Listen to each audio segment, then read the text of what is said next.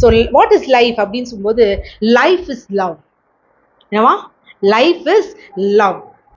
Life is from love to love towards love. அன்பு பரலோகத்திலிருந்து, பரலோக அன்பிலிருந்து வருகிறது. ஜீவன் பரலோக அன்பிலிருந்து வருகிறது. அன்பை தான் எடுத்துட்டு வருது. அந்த அன்பு யாரை நோக்கி வருகிறது? என்னை நோக்கி வருது. எதற்காக வருகிறது? நான் மீண்டும் அன்பு செலுத்துவதற்காக. சோ பாருங்களேன், அப்போ ஜீவனாய் வந்தார். அந்த வார்த்தை நமக்கு என்னவா இருந்துச்சாம்? ஒளியா இருந்தது. அப்ப அந்த ஒளிக்குள்ள என்ன இருந்துச்சு அப்படின்னு பாத்தீங்கன்னா அன்பு இருந்தது. அந்த ஒளிக்குள்ள என்ன இருந்துச்சு? அன்பு மாத்திரமே தான்.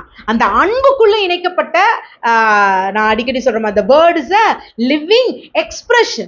சோ அந்த வேர்டுக்குள்ள அன்பு இருந்துச்சு. அன்புல இருந்து வந்த உணர்வும் உணர்ச்சியும் அந்யோன்ய ஐக்கியமும் சமாதானமும் சந்தோஷமும் இணைக்கப்பட்டவராக தான் யார் வந்தா?